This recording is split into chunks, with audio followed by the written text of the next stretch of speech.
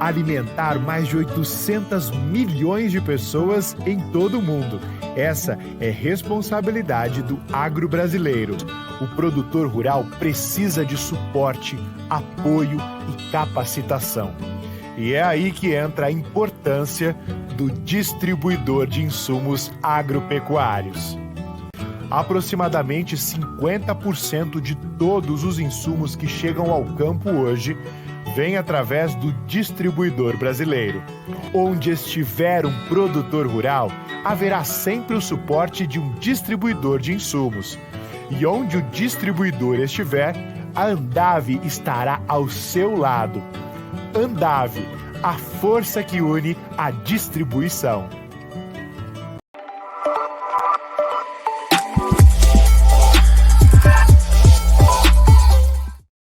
Olá, meus amigos e minhas amigas do site Notícias Agrícolas. Estamos aqui retomando o nosso programa nessa primeira segunda-feira do ano, pós-férias, pós-festas de final de ano e muito motivados para a gente poder construir um ano bem bacana aí ao lado dos meus colegas de bancada, ao lado dos nossos internautas que estão sempre nos prestigiando todas as segundas-feiras, né?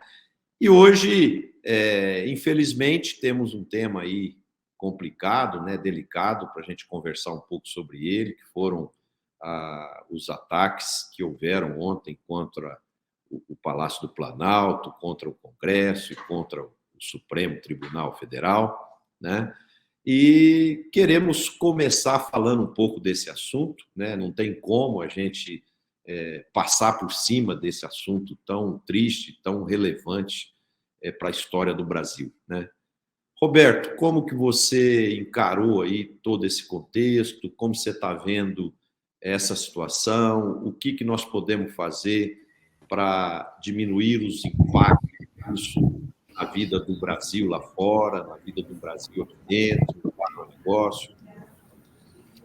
Bom, Marcelo, boa tarde a você, ao Antônio Tejon, e também boa tarde ao nosso pessoal que nos ouve aqui, nosso Conexão, desejando a todo mundo que 2023 seja o melhor ano de todos nós até agora. E há de ser. Deus quiser. Então, vamos lá. Marcelo, o que aconteceu é uma coisa lamentável, né? E que tem um óbvio comentário. Ninguém no agro brasileiro, nenhum agricultor, nenhum produtor rural, ninguém no Brasil inteiro é a favor de vandalismo, de destruição de patrimônio público ou pessoal.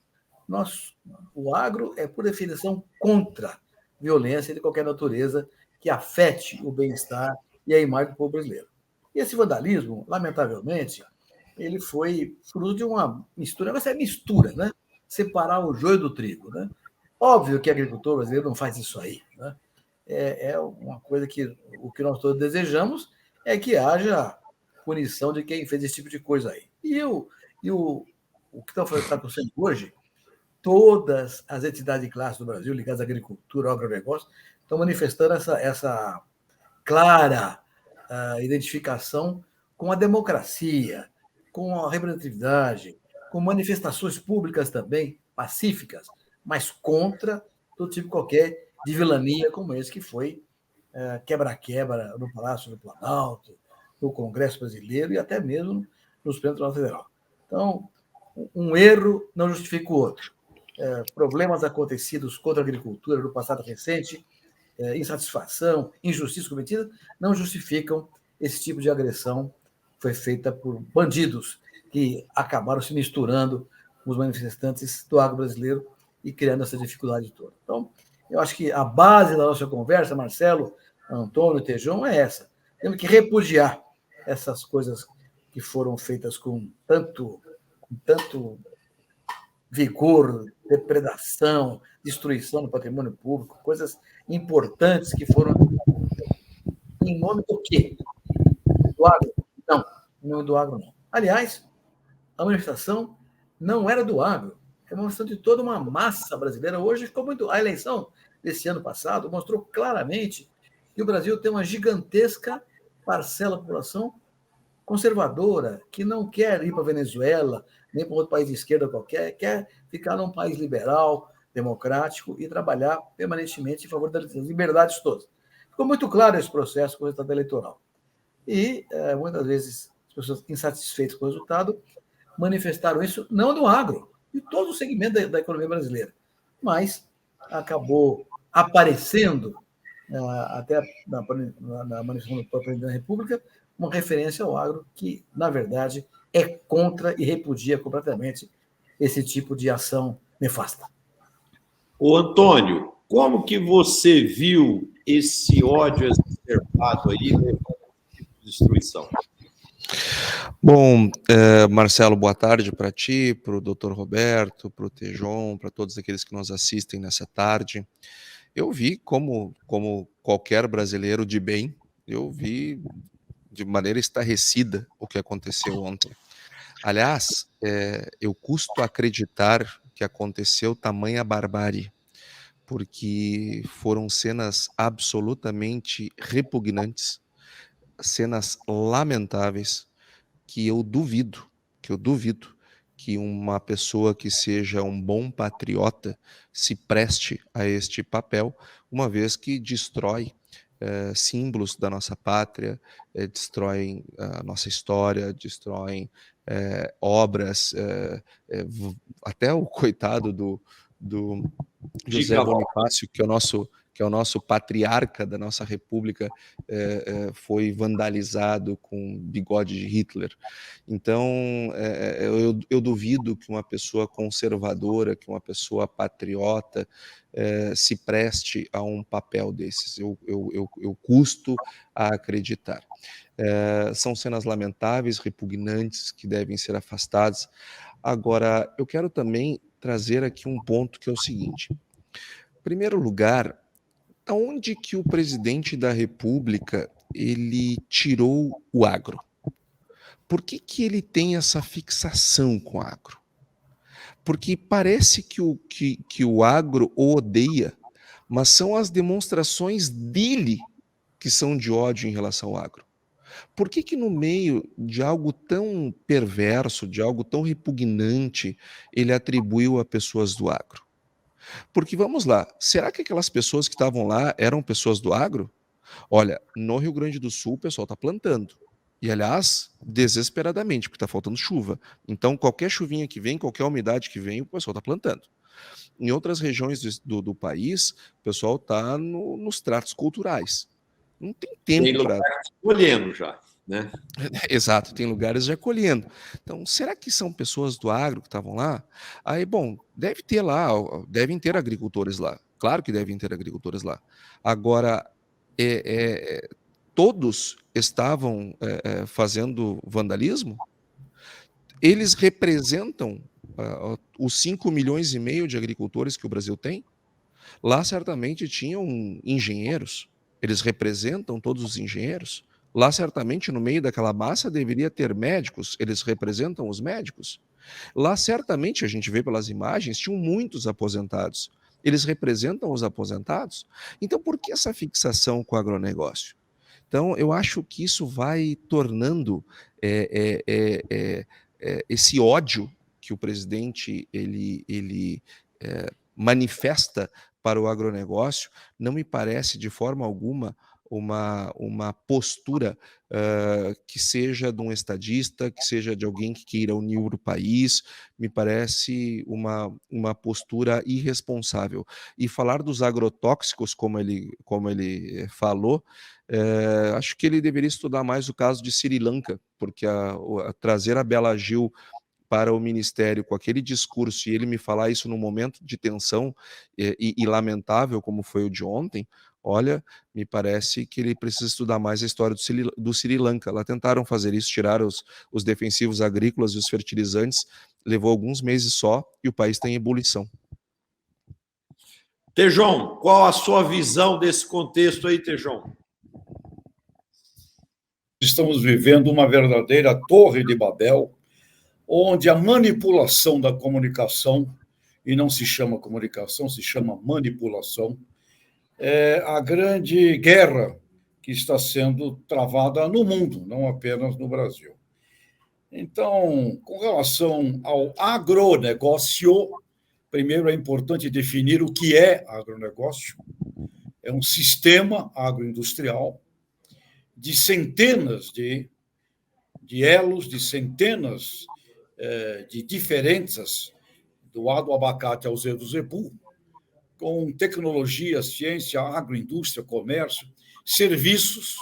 Então, quando falamos agronegócio, take care, cuidado, porque ele fica muito associado exclusivamente à agropecuária. E a agropecuária é um elo importante, fundamental. Agora, quando generalizamos esse assunto, ou agronegócio, qualquer generalização, e isso estudamos na comunicação, estudamos na neurolinguística, qualquer generalização, como o Antônio colocava agora, ela é falsa. Atenção, não coloque seu dedinho em dois negócios que tenham 2 buraquinhos. Interessante para você fazer com que a criança não leve choque. Mas não é uma peça com 2 buraquinhos que toda é tomada. Então, a generalização, a distorção e a eliminação são 3 fórmulas de manipulação das mentes humanas. E isso está acontecendo. E aí, uma coisa que me deixa realmente intrigado, e a gente tem que ser mais profundo no assunto, é que o agronegócio brasileiro, ele era muito pequeno há 50 anos atrás, e ele virou praticamente 30% do PIB quando olhamos como um sistema. Então, ele é efetivamente algo muito importante. E aí parece que ele entra numa disputa. Ele é meu, ele não é teu, ele é daquele, ele não é daquele outro. E aí uma coisa que me chamou a atenção, porque ontem, exatamente durante a invasão, tem uma foto do ex-presidente montado em cima de um trator. Ou seja, veiculou uma foto antiga em que está em cima de um trator. Então, me parece que está havendo uma disputa pelo agronegócio. Ele é meu, ele não é teu, ele é daquele outro. E aí, nesse meio tempo, um monte de bobagens e um monte de besteiras são faladas, e isso dá campo para que a gente fique aqui também numa narrativa de ódios, numa narrativa de raivas, entrando num jogo que não interessa efetivamente ao Brasil. O agronegócio é 30% do PIB, e a discussão que nós temos que ter é como é que ele vai crescer, como é que ele vai aumentar. Agora, ele é usado. O agronegócio tem sido usado, sim, por idiotas da extrema-esquerda, que quando você fala agronegócio, associam a coisa de coronel, associam a coisa de barão, da época dos filmes do Jeca Tatu, e outros na extrema-direita, quando você fala agronegócio, ele é meu, ele é meu, ele é eu. É outra coisa que não serve efetivamente ao agronegócio. E aí, eu diria, do ponto de vista de especialista em comunicação, pessoal do agro correto, íntegro, que é 99,9%, não entra nessa discussão. Porque quando você entra nessa discussão, você passa para os leigos que você está ali. Entra na discussão do desmatamento. Não é o pessoal do agro que tem que debater isso. É a polícia, é outro. Discussão do agrotóxico. As companhias que apareçam para fazer isso. E da mesma forma agora, nessa discussão aí de é fascista, não é fascista, vai não sei o que. Só perdemos. Não retaliar é uma regra das multinacionais com relação quando elas são, de algum jeito, atacadas. Portanto, eu levo isso aqui por uma guerra de narrativas em que o agro, muito importante, tem muita gente querendo virar dono dele quando ele é igual ao destino da lua. A todos pertence, mas não é de ninguém. Portanto, vamos botar razão, sensatez, porque, olha, vou te contar, viu? É triste ver o que fazem com a imagem do agronegócio brasileiro. Ô, Tejon, um dos programas do ano passado, a gente falou muito aqui que o sucesso que o agro tem alcançado em termos de crescimento, de rentabilidade, de e superávit na balança comercial, quer dizer, são números muito expressivos. E, de alguma forma, cai muito dentro disso que você falou, alguns querem pegar o agro para si e outros, por inveja ou por qualquer motivo, querem demonizá-lo, né? E o sucesso incomoda, Tejon. O sucesso incomoda muita gente. Por exemplo, você não vê ninguém falando do jogador do time pequeno do interior. O pessoal quer falar do Cristiano Ronaldo, do Messi, do Neymar, né? Então, o sucesso incomoda. Essa competência que o agro tem, ela incomoda muita gente. E o agro tem que estar preparado para trabalhar isso e trabalhar essa imagem. Agora, eu não... Em relação aos fatos de ontem, que são totalmente lamentáveis, você sabe quem perdeu com isso? Todos nós brasileiros. Não foi só a esquerda ou a direita ou o centro, não. Todos nós brasileiros perdemos, porque imagina se você é um investidor internacional que estava se preparando para investir milhões e milhões de dólares aqui no Brasil, você vê uma bagunça daquela, uma confusão daquela, você se sente... Como você se sente colocando o seu dinheiro, né? Então, nós precisamos apaziguar o país, nós temos que diminuir o ódio. O ódio não constrói. Faz 2000 anos que os árabes e os judeus estão brigando lá no Oriente Médio e todo mundo tem razão, mas eles continuam matando o outro, né? Quer dizer, o ódio não constrói nada. Um internauta nosso aqui, dois internautas se manifestaram. A Camila é isso mesmo e tal, falando aqui do que eu coloquei. E o Trescente perguntando, parece que houve infiltração de arruaceiros. Vocês concordam?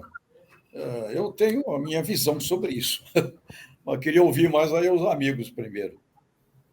Eu fico muito à vontade de falar sobre isso, Tejon, porque para mim quem depreda um palácio é um arruaceiro. Então é lógico que tinha arruaceiro. Essa é boa. É evidente que tinha arruaceiro. Mas ele falou infiltrados, ele quis dizer. É gente infiltrada lá e tal, né? É o que sabe, Tejon, enfim, como eu disse, eu estou muito incomodado com o que aconteceu com o brasileiro.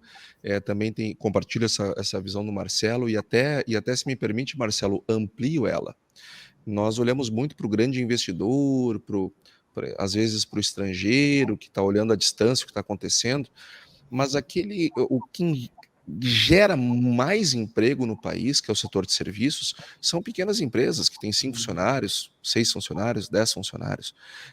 Se movimentar num ambiente desses para uma empresa pequena é um risco danado. Então, vamos pensar também, vamos trazer esse olhar também para esses pequenos empresários que não têm as possibilidades de investimento mundo afora que os estrangeiros têm e que sofrem muito mais, portanto, com essa situação. Agora, eu também quero trazer aqui uma reflexão, que nós estamos aqui condenando todo esse pessoal que fez essas barbaridades e elas precisam ser condenadas mesmo. Uma questão número 1, elas precisam ser identificadas. Elas precisam ser identificadas. É muito fácil, no momento em que o país, queira ou não queira, se unirá contra estas posições, apontar o dedo, não, a culpa é daqueles ali, ó, como fez o presidente da República ontem. Então, acho que a primeira coisa, identificar quem fez. Punir exemplarmente quem cruzou a linha da reivindicação, da linha da participação política limpa, bonita, democrática, e cruzou a linha e foi para o extremo. Isso precisa ser exemplarmente punido, de modo que nós não tenhamos a escalada desses fatos. Mas essas pessoas, que em outros tempos talvez eles tivessem sido qualificados como aloprados, como certa feita o atual presidente no seu mandato anterior chamou de aloprados, um pessoal que andou fazendo umas besteiras, eu fico me perguntando, e o papel do Estado como um todo, como poder público? O dessas pessoas a gente já enxergou, está ali, está claro, está sendo debatido e discutido e tem que ser mesmo. Mas e o papel das autoridades? Aí eu pergunto, será que quando uma parte da população queria uma mudança, uma alteração no sistema de votação, de modo que tivesse uma impressora do lado, e eu não quero aqui discutir se isso tem que ter, se não tem que ter, se isso faz sentido ou não faz sentido, mas uma parte da população queria. O Congresso estava disposto a aprovar. E aí o Supremo Tribunal Federal foi lá e se meteu nessa discussão. Será que o motivo da retirada do ex-presidente Lula da prisão, a partir da consideração da primeira instância inadequada para fazer o julgamento, e ele da cadeia passa a ser ficha limpa e pode concorrer, coisa que um vereador do interior, por muito menos, não consegue, nunca mais na vida consegue participar, nem sequer de concurso público. E aí concorre, ou seja, aí o perdeu o mané, o tratamento que certos membros do Supremo têm dado às reivindicações das pessoas, será que isso não está escalando também por erros do poder público? E aí nós chegamos no dia de ontem, que também quero esclarecimentos, não sou da área, não entendo, mas à distância me parece que o governo do Distrito Federal, no mínimo, foi muito incompetente. Então, e o poder público? E o papel do poder público? O dos vândalos nós já sabemos. E o papel do poder público nesse processo todo?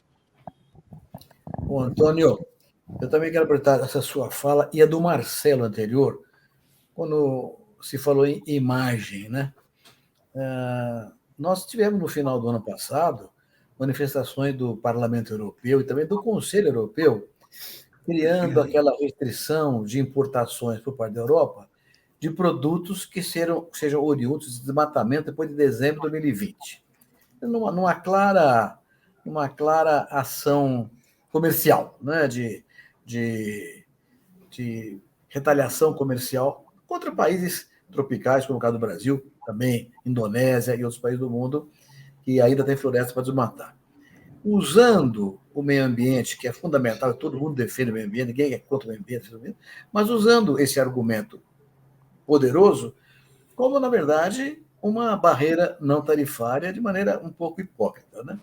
Então, a pergunta que fica, inclusive na sua fala, Marcelo, e também a sua, Antônio, será que essa manifestação, essa violência que aconteceu, não a violência dos eventuais infiltrados, como perguntou o Calfai, se é que tenha mesmo, é possível que tenha mesmo, não vai ser um argumento adicional para os países importadores? Como é que vai importar de um país que o próprio presidente falou que tinha gente que usa defensivo errado no Brasil?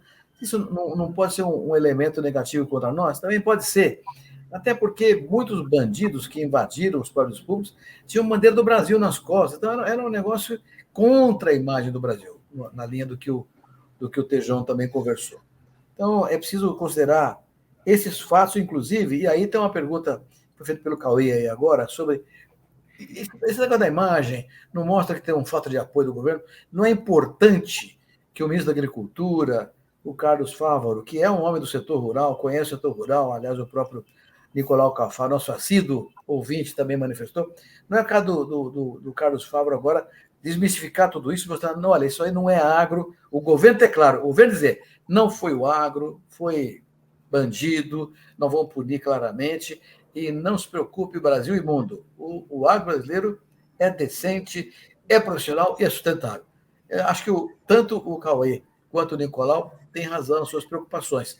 É preciso que o Estado, que o governo brasileiro se manifeste muito, muito claramente na linha do... Eu sei, Nicolau, eu sei que você não falou infiltrado, mas teve uma outra pergunta aí, e eu estou falando infiltrado. Crescente.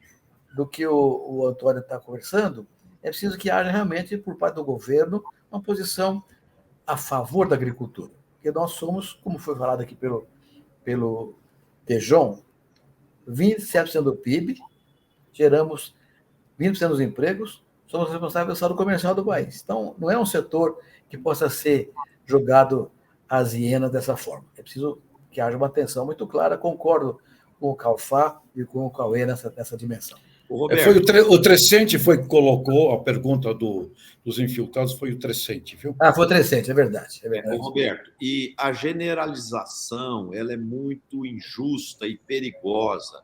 Por exemplo, quando um religioso vai lá e faz um ato de pedofilia, você não pode falar que a igreja faz isso. Foi uma coisa isolada de um irresponsável, de um bandido, né? Quando um extremista islâmico vai lá, explode uma bomba, não sei aonde, você não pode falar que o árabe... você entendeu? Então, eu acho assim, em todo segmento da sociedade, da economia, tem gente do bem e tem gente que não é do bem, né? Então, não pode se generalizar as coisas, né? E esse ódio exacerbado que está existindo no país, isso tem que parar. Será que ninguém pensa que tem um parente que está, sendo o cara de direita ou de esquerda, será que ele não tem um parente desempregado? Será que ele não tem alguém precisando de evolução? Será que ele não preocupa com a imagem do país dele? Por exemplo, isso que aconteceu ontem prejudica muito a nossa imagem em todos os sentidos.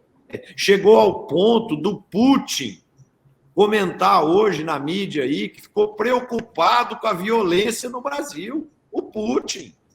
Quer dizer, até o Putin, que está fazendo aquelas barbaridades lá na Ucrânia, está preocupado com a violência no Brasil. É para distrair, viu? É para colocar o foco em outra parte do planeta, viu? Mas vamos agora falar de coisa boa, né? Nós temos aí hoje as previsões aí, o Antônio faz parte aí do grupo do Focus, prevendo aí um crescimento para o Brasil esse ano de em torno de 0,80%, né, de 0,8%, mas só o agro, segundo os estudos do IBRE e da FGV, a cadeia produtiva agro, pode crescer.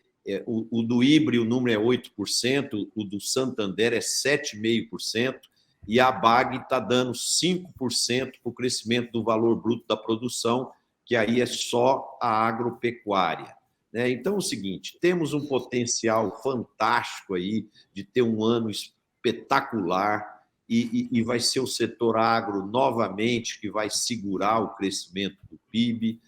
Nós fechamos o ano passado aí com 110 bilhões de superávit na balança comercial. Então, eu acho que é isso que nós temos que falar, essas oportunidades que nós temos. Eu, pessoalmente, estava conversando com o Roberto aqui antes de começar o programa, eu fico preocupado com a divisão que foi feita no Ministério da Agricultura, segmentando ele em 3 ministérios, né? Quer dizer, então, o Ministério da Agricultura ficou fragilizado, dividido em 3.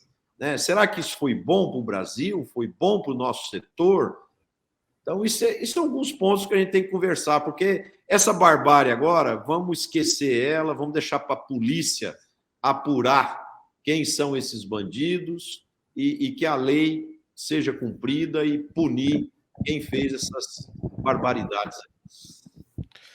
Mas se nós não tivermos pessoas, representantes do agronegócio envolvidas nessas manifestações, no vandalismo ao poder, ao bem público, acho importante o presidente da República vir a público e reconhecer que ele se equivocou no caso de inexistência de lideranças do agro envolvidas com isso, porque é muito fácil num momento como esse, onde todas as pessoas de bem vão repudiar atos como esse, pegar e apontar o dedo como ele fez ontem. Isso foi grave.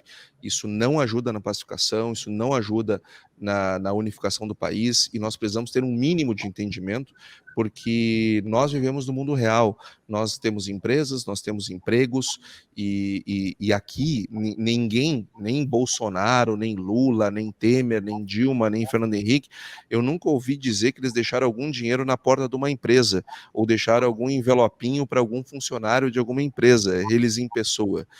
Nós conquistamos o que temos através do trabalho, através do empreendimento, e é importante que o setor produtivo ele seja respeitado, e nós exportamos para 193 países e regiões. A imagem do país fica prejudicada com o vandalismo, sim, mas o setor que mais chega lá fora, quando ele é atribuído a ele a responsabilidade do jeito que foi ontem, também nós temos um dano de imagem. Aí, de novo, as pessoas estão errando, mas o Estado também está errando. E só para terminar esse assunto também, eu queria responder por Nilson Nascimento. Ele fez um levantamento muito importante. Ele disse que desde 96 se utiliza a urna eletrônica, porque só agora a Lula viria com força, como veio, foi feito esse questionamento. Olha, Nilson, se tivesse alguma dúvida sobre o funcionamento da urna eletrônica, eu não ia nem votar, sinceramente, porque eu estaria fazendo um papel idiota, se eu tivesse algum tipo de dúvida. Eu não tenho. Mas tem uma parcela da população brasileira que tem. Então, e a resposta não pode ser cala a boca, vai ser assim, e o assunto está encerrado porque sou eu que mando. Não pode ser isso. Isso também não é democrático.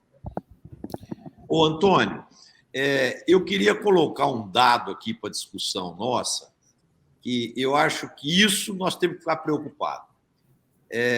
Em 1980, o Brasil representava 44,3% do PIB mundial.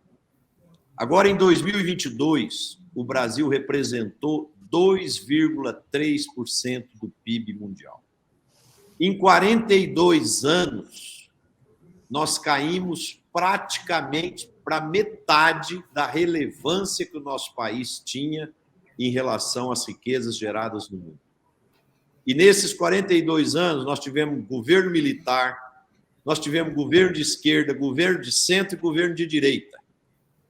E tudo isso junto, no mesmo balaio, fez a gente cair pela metade. Então, sabe o que eu acho que é o problema do Brasil? É incompetência. É incompetência. Porque vocação, gente trabalhadora, vocação natural, coisas boas nós temos. Só que nós estamos perdendo relevância no mundo, tá? De 4,3 para 2,3. Então, esses números que os nossos governantes deveriam olhar e falar, poxa, o que nós estamos errando? Né? Porque o que eu acho que está na mesa aí é que são 42 anos de muitos problemas de incompetência. Ótima colocação, excelente colocação, Marcelo. Eu acho que está faltando exatamente isso.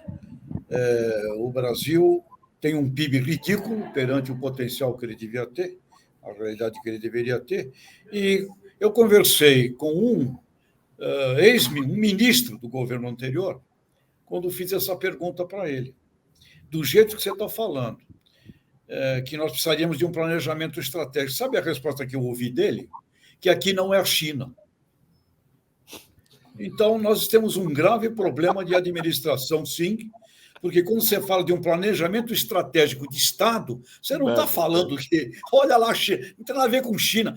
E aí entra essa maldita coisa ideológica, uma porcaria de ideologia, que é coisa do século XIX e XX, não me interessa mais. Vamos fazer um planejamento, a tua colocação é perfeita. E eu não estou vendo, de novo, isso já não é novo, que o único cara que eu vi colocar um objetivo e um planejamento estratégico foi o Juscelino Kubitschek.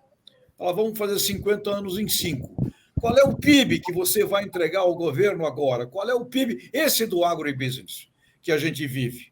Qual é o tamanho? Ele é 600 bilhões de dólares, nos 27,4% do PIB do Brasil. 600 bi. Nós podemos fazer um TRI? Nós podemos fazer um TRI 200?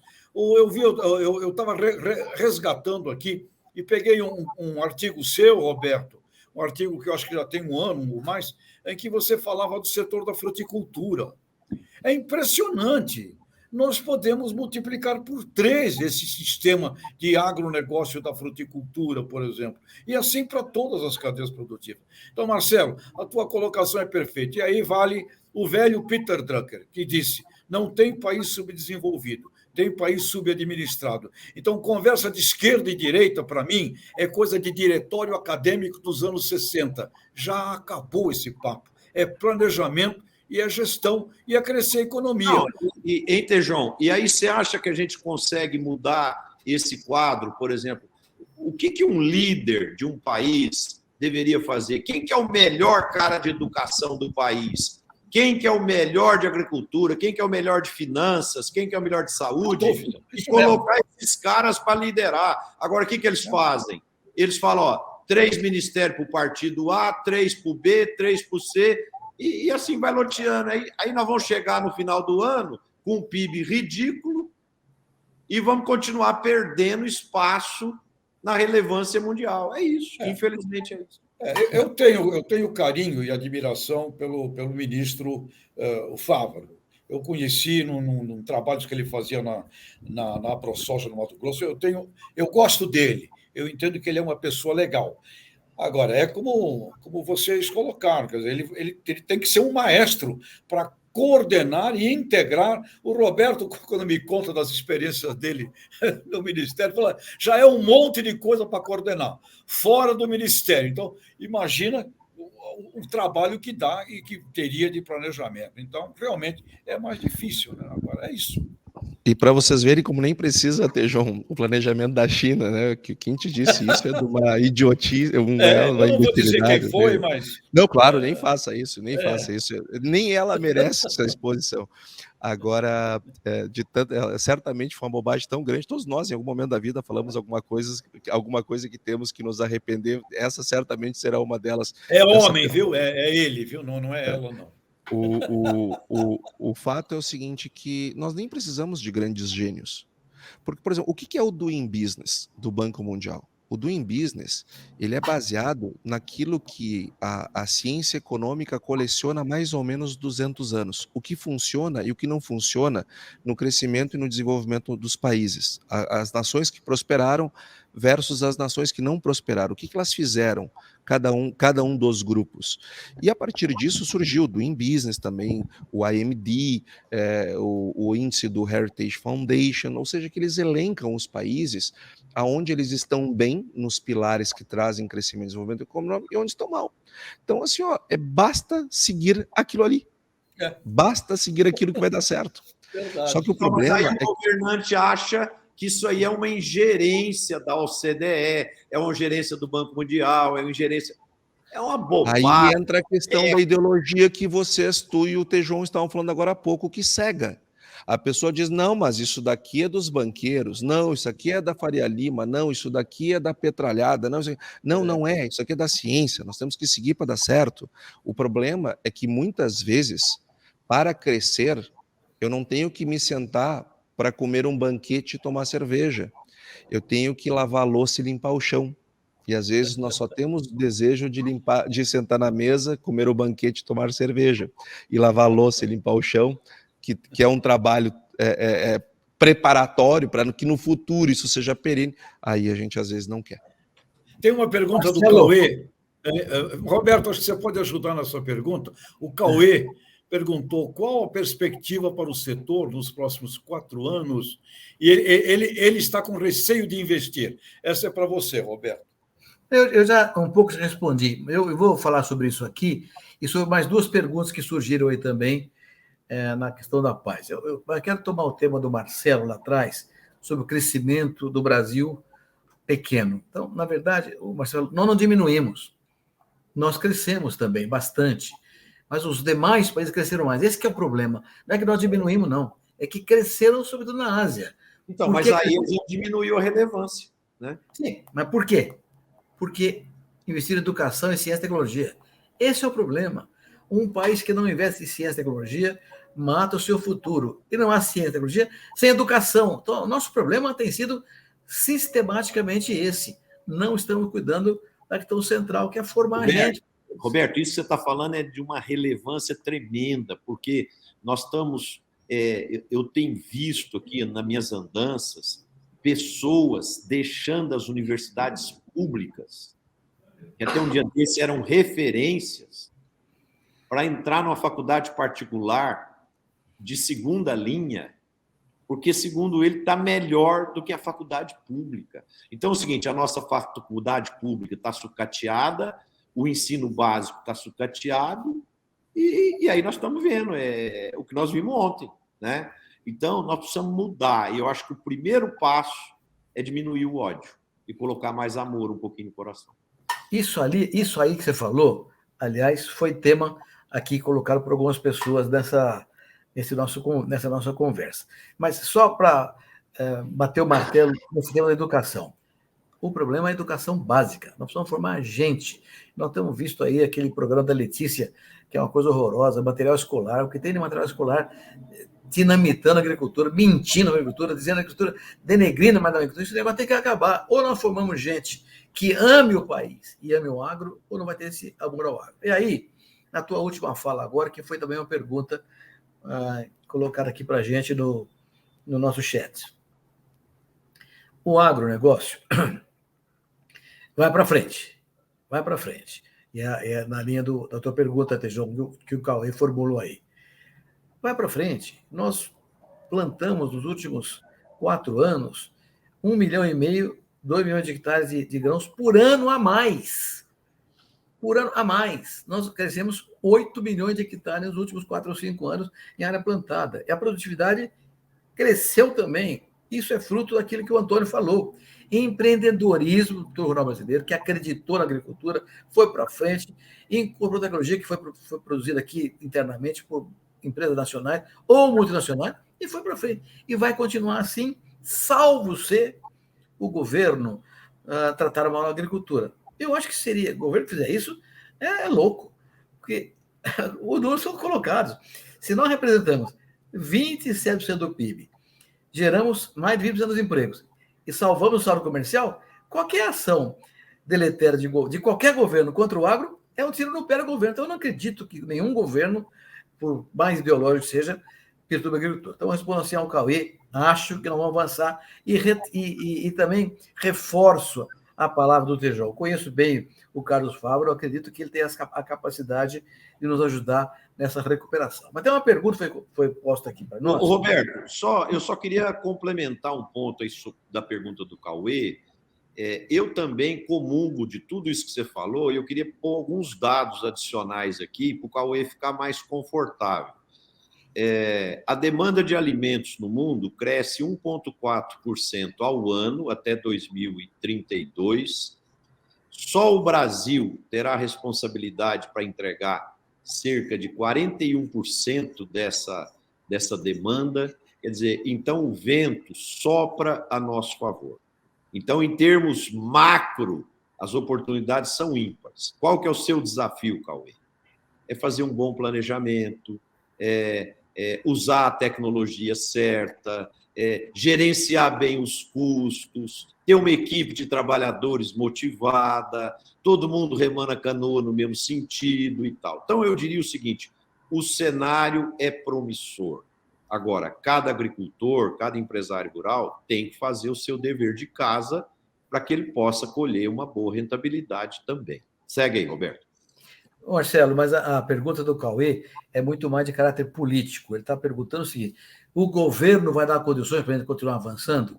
E eu respondi: o governo que não fizer isso vai dar um tiro no próprio pé e é um suicídio político. Mas tem uma outra pergunta que foi colocada aqui por uma moça, que eu não me lembro mais o nome dela, falando sobre a Juliana. Olha aqui, ó. O Brasil perdeu. Foi triste e vergonhoso. Além de frisar, atrapalhou a imagem. E aí pergunta: e o agro inovador pode mexer nisso? E acho que a pergunta dela é importante, como a da Juliana também.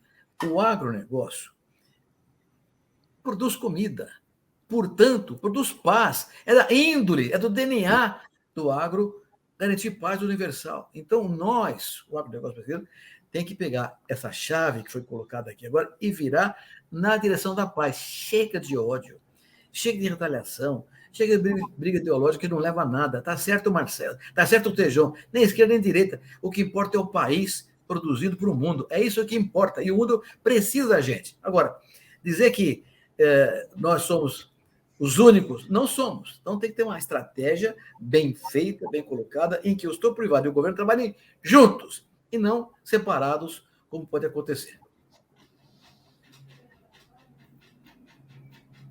Bom, gente, eu acredito que essas questões a gente debateu bem, eu acho que há uma consonância grande.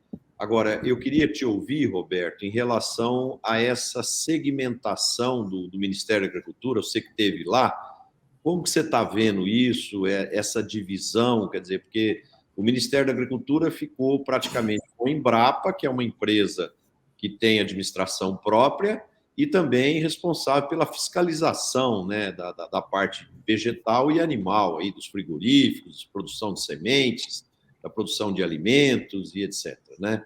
Então, como que você está vendo aí essa segmentação do Ministério da Agricultura? Ô, Marcelo, a esse propósito, eu escrevi um artigo ontem no Estadão, com um trocadilho no título. Ex-estrutura, né? Mostrando isso, todo governo que chega tem essa coisa de trocar todo mundo.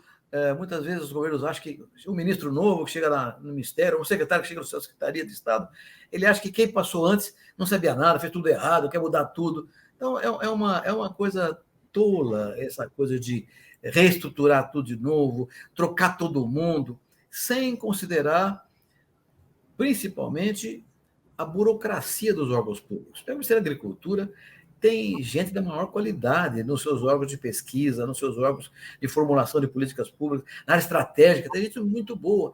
Não é trocar o menino, não resolve trocar o ministro.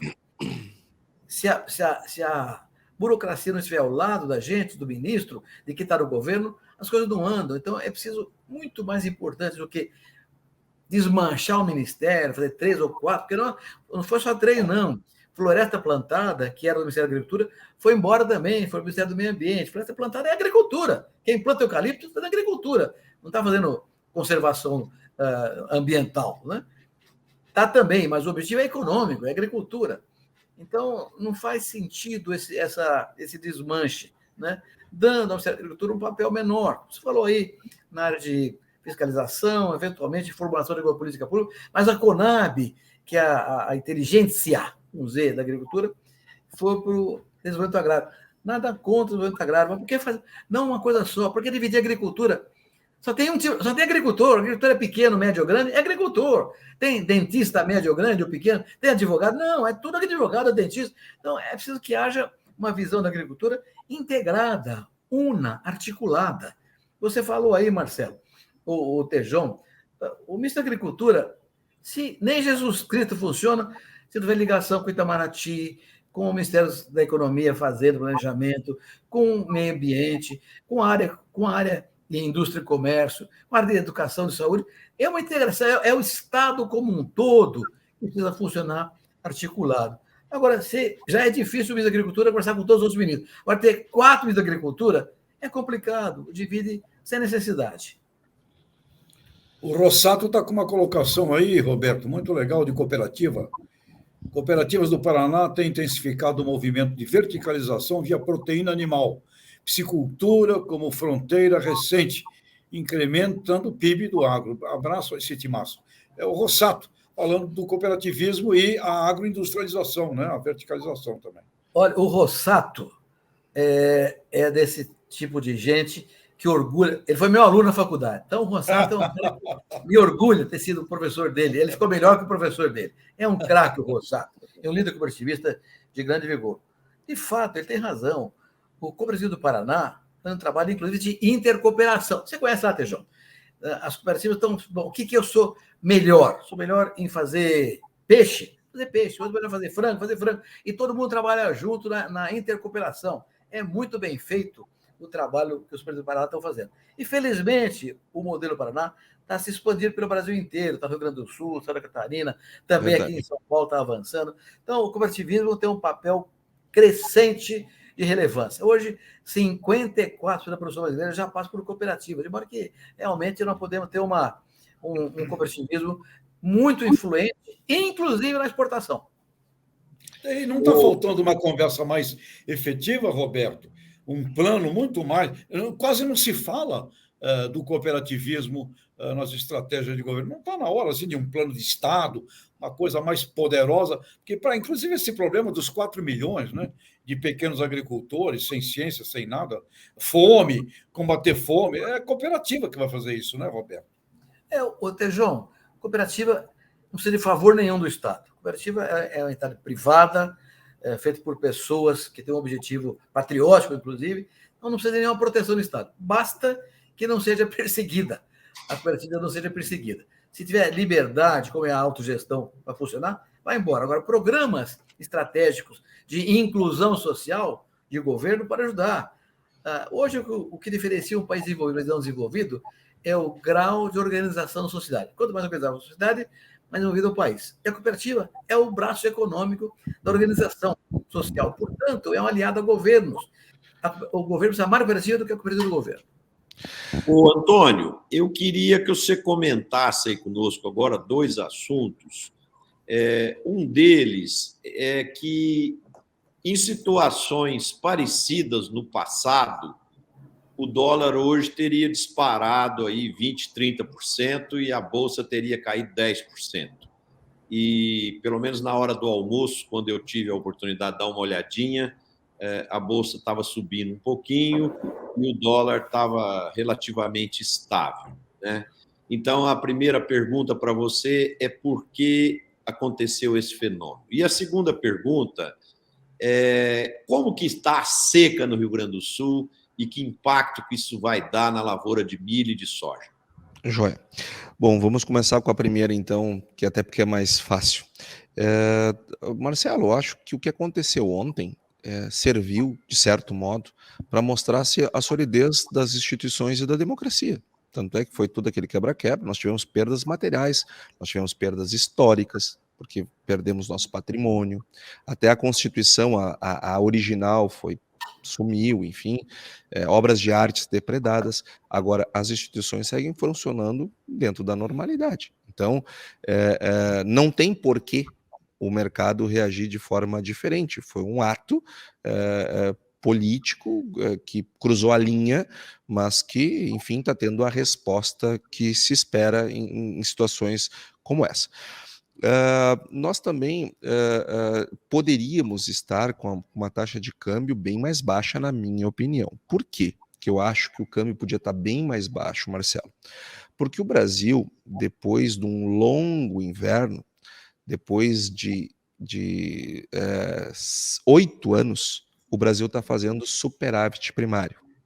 Superávit primário é fechar com as contas positivas entre receita primária e gasto primário. Nós vínhamos fazendo déficit, aumentando a dívida. Então, 2022 é um ano de superávit, e isso é muito importante para o fortalecimento da moeda, do real. Outra coisa, nós temos o recorde de saldo comercial em 2022. Então, tudo isso nós estamos crescendo 3% em 2022. Nós estamos com uma inflação menor que a americana, menor que a europeia, ou seja, nós estamos com a taxa de desemprego lá embaixo. Nós temos N razões para a nossa moeda, que espelha o que acontece no nosso país, na nossa economia, ela estar mais fortalecida. Temos N razões para isso. Por que nós não estamos? Ambiente político, incerteza. E isto se materializa também em más escolhas que estão sendo feitas pela área econômica. Logo depois que se resolveu a eleição no Brasil, num dos nossos programas, eu dizia, olha, o Focus ele está 4,91, 92 para o ano de 2023. Se más políticas econômicas forem propostas, ele vai subir. Hoje saiu o Boletim Focus, eu estou com a cola aqui, a projeção para o ano que vem, para este ano, está em 5,36. Subiu de 4,90, 4,92, já está em 5,36. Bom, se a perspectiva para a inflação sobe, o que sobem também? Os juros. A taxa Selic, que já se imaginava que ela ficaria em 10, 9,5, quem sabe, no final desse ano, o mercado, aonde eu me incluo, já está prevendo 12,25. Ou seja, nós estamos ficando com inflação mais alta, juros mais altos por conta da PEC que não respeita o teto dos gastos, por conta dessas medidas econômicas que não são bem recebidas. Ponto número 2, questão da estiagem. Estamos muito preocupados, Marcelo, muito preocupados de novo com essa espada na cabeça. As perdas no milho são enormes, muito grandes. E a soja tem gente plantando ainda. E tem gente que ainda vai plantar essa semana porque está prometendo chuva para quinta e sexta-feira. Então, qualquer umidade que dá no solo, o pessoal vai lá e planta soja. Nós estávamos até o último levantamento com 96% da área plantada prevista já semeada, o que é pouco. Nós já deveríamos estar com 100% há bastante tempo se houvesse umidade. Faltou essa umidade, estamos com problemas. Mas está prometendo chuvas esparsas essa semana e chuvas importantes na semana que vem, que eu acho que nós não teremos mais a safra de soja que poderíamos ter, mas também não será um desastre como foi no ano passado. Deus vai nos ajudar, São Pedro também, teremos uma ótima safra de soja, uma ótima safra de arroz, dos outros grãos, mas infelizmente de milho não adianta mais rezar, as perdas já estão consolidadas. Muito bem, muito bom. Bom, muito bem, a informação, muito triste para a agricultura do Rio Grande do Sul, e a gente espera que esse laninha passe rápido para poder voltar às chuvas e a gente tentar mitigar e minimizar essas perdas aí citadas pelo Antônio. Pessoal, estamos chegando no final do programa e hoje foi um debate bastante interessante. Espero que os nossos internautas tenham gostado e, se gostaram, bote um like aí, compartilhe com seus amigos, seus familiares, para que o programa se torne cada vez mais assistido e conhecido em todo o país. Vamos fechar a nossa rodada. Como você acabou de falar agora, Antônio, você vai ficar pelo final. Vamos lá, Roberto, começar com você hoje, por favor, só mensagem final. Microfone fechado.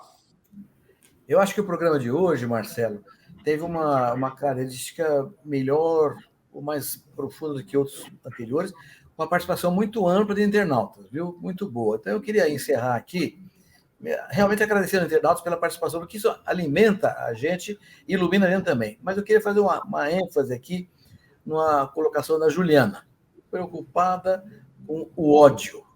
Ela tem toda a razão. E eu reitero o que eu disse em algum momento do nosso programa, o agro é contra o ódio. E ele trabalha nisso, porque produz alimento. Então, ele trabalha pela paz. Então, eu quero agradecer a Juliana por essa ideia, por retomar essa ideia e dizer que nós temos todos nós trabalhamos, a agricultura inteirinha, para acabar com o ódio, com essa distensão horrorosa que só leva à violência, e trabalhar pela paz no Brasil, para que o Brasil tenha paz para se inserir no mundo. É isso aí. Tejon? Muito bom. A Juliana está um show hoje aqui como internauta, falando também dos influencers, que ficam colocando minhoca muitas vezes na cabeça das pessoas, né? Comunicação.